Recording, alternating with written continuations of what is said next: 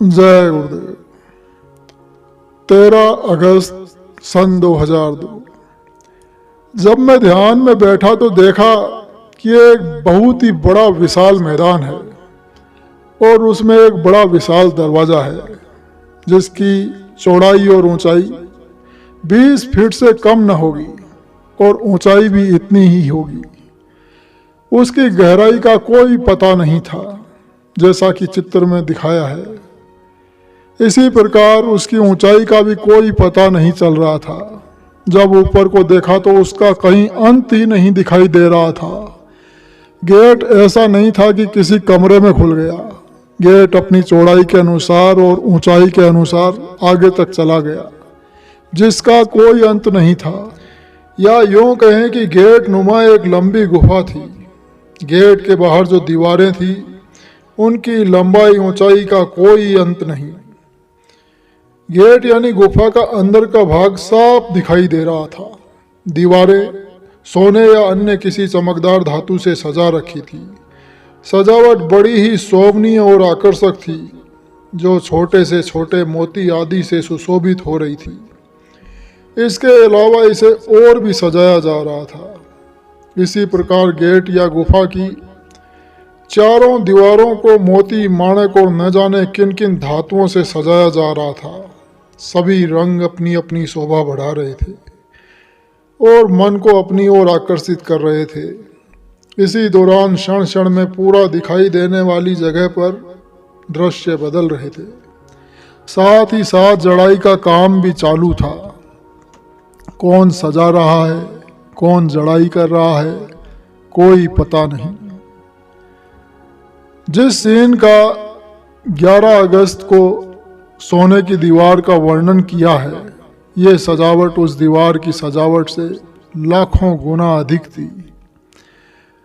उस दीवार में बड़ी ही चमकीली धातु लगी थी और सजावट जो की जा रही थी वह भी अत्यंत कीमती मोतियों से जड़ाई की जा रही थी।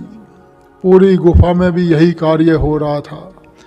मैंने अपने सिर के ऊपर देखा तो उधर भी सजावट का वही कार्य चल रहा था और ये कार्य आसमान तक चल रहा था। आसमान तो कभी दिखाई देता ही नहीं। मैं काफ़ी देर तक इन अलौकिक दृश्यों को देखता रहा। सीन क्षण क्षण में बदल रहे थे। इनका वर्णन करना बड़ा ही कठिन है। उसके बाद फिर धरती को सजाना शुरू हुआ। कहीं सोने से भी अधिक चमकदार सोने की पत्तियां, जालियां, चमकदार तरह तरह के चमकदार मोतियों से सजाया जा रहा था। तरह तरह के रंग अपनी छटा बिखेर रहे थे। पृथ्वी की शोभा उस समय कहते नहीं बन रही है। हालांकि आप इन सब बातों को गप मानोगे, पर गप मारने से मेरा क्या मतलब। यह तो गुरु महाराज की प्रेरणा से लिखा जा रहा है। नहीं तो 30 वर्ष से मेरे दिमाग में ऐसा लिखने का कोई विचार हजारों कोसों तक नहीं था। और यह तो गुरु महाराज जी सत्संग में हमेशा कहते हैं कि जो सुनाई और दिखाई दे उसे कभी किसी को बताना नहीं। वह विश्वास तो करेगा नहीं और तुम्हें झूठा ही कहेगा।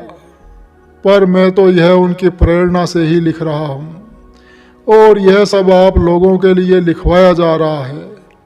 फिर यह सजावट का कार्य समाप्त हो गया। कौन करा रहा था, किसने उसको समेट लिया? गुरु जी की दया मेहर ने।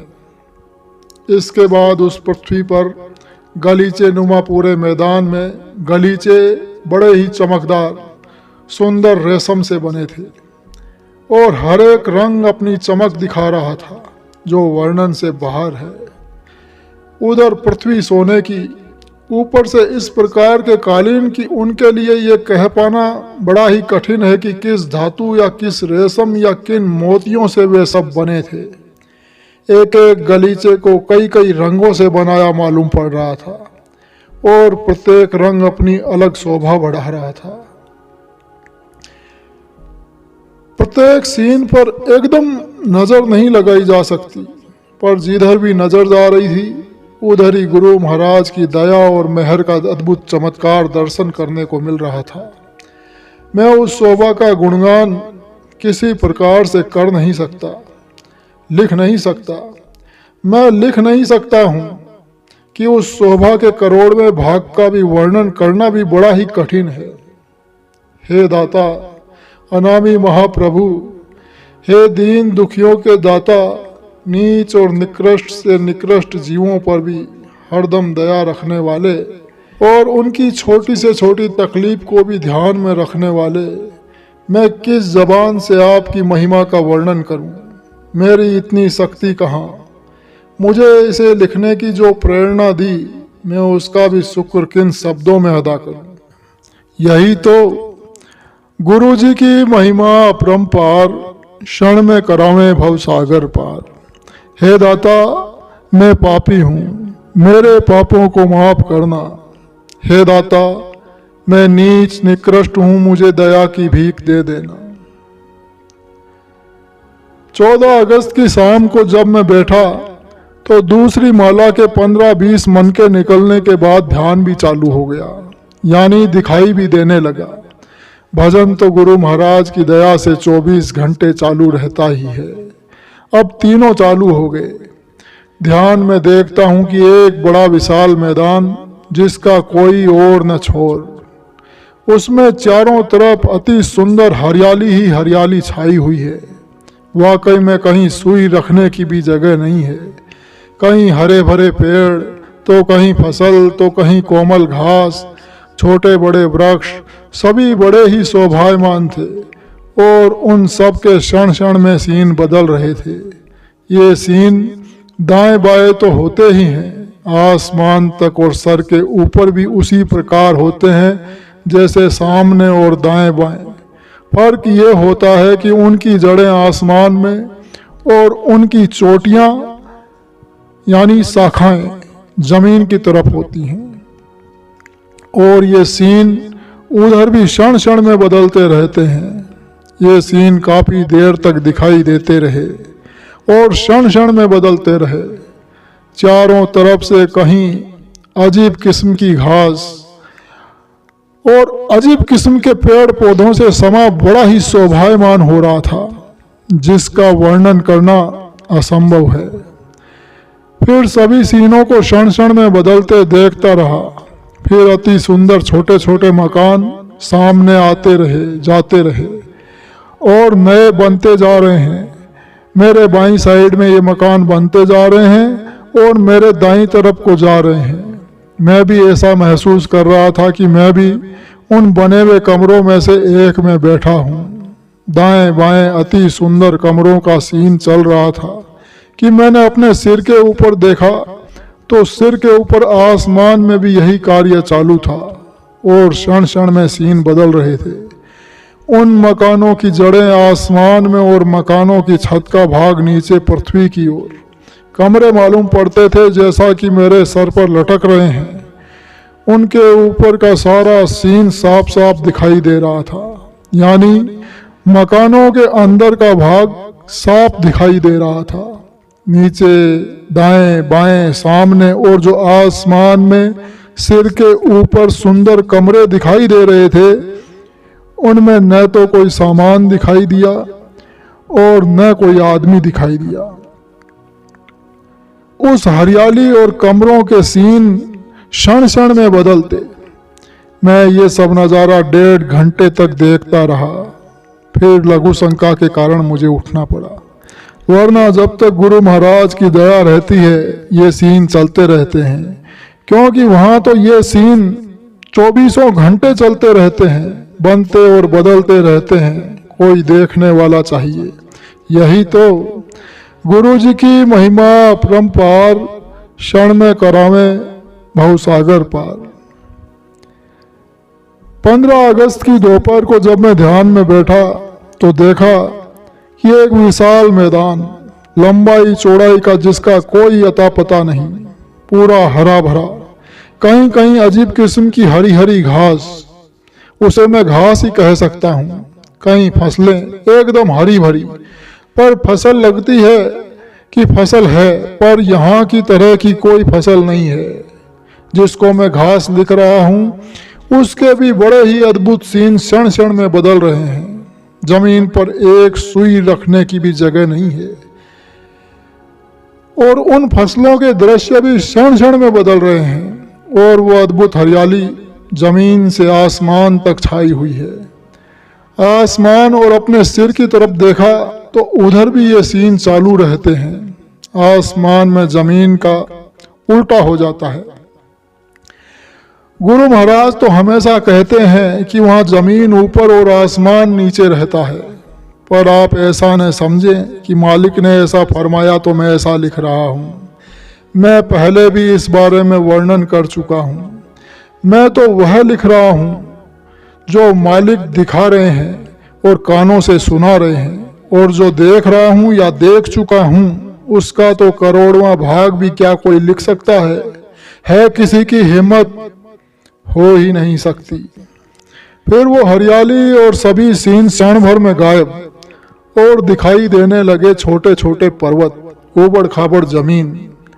देखते देखते वे सभी सीन बदल गए और रह गई कंकरीली पथरीली जमीन, वह भी ऊंची नीची। उनमें भी क्षण क्षण में सीन बदल रहे थे। मैंने फिर सिर की ओर देखा तो उधर भी वही सीन बदल रहे थे। जो पृथ्वी पर गड्ढे आदि देखे वही आसमान में भी लटक रहे थे। यानी जमीन का बिल्कुल उल्टा। आसमान तो दिखाई देता ही नहीं है। इन सीनों को मैं आधे घंटे तक देखता रहा। यही तो गुरु जी की महिमा अपरंपार, क्षण में करावे भवसागर पार। हे दाता, मेरे गुनाहों को माफ करना। हे दाता, मैं नीच और निकृष्ट हूँ, मुझे दया की भिक्षा दे देना, क्योंकि तेरे दर पर यह भिक्षा मिल सकती है और कहीं नहीं। 15 अगस्त की शाम को जब मैं ध्यान में बैठा तो देखा कि मेरे से करीब 15 या 10 फीट के फासले पर एक बहुत ऊंचे पहाड़ को खोदा जा रहा है। कौन खोद रहा है, किस औजार से खोदा जा रहा है, कुछ पता नहीं। बस पहाड़ खुदता चला जा रहा है। उसके खुदाई के पत्थर भी कहीं गिरते हुए दिखाई नहीं दे रहे हैं। पहाड़ की ऊंचाई आसमान तक थी। जो भी सीन दिखाई देते हैं वह सभी आसमान तक होते हैं या फिर आसमान तक छा जाते हैं। पहाड़ खुदते खुदते उनमें एक बहुत बड़ा हाल बन गया। फिर कमरे बनते चले गए। ये सब खुदते खुदते बने, लेकिन होल और कमरे जैसे गैंती से या अन्य किसी औजार से पत्थर तोड़कर बनाते हैं, वे उसी प्रकार रफ थे।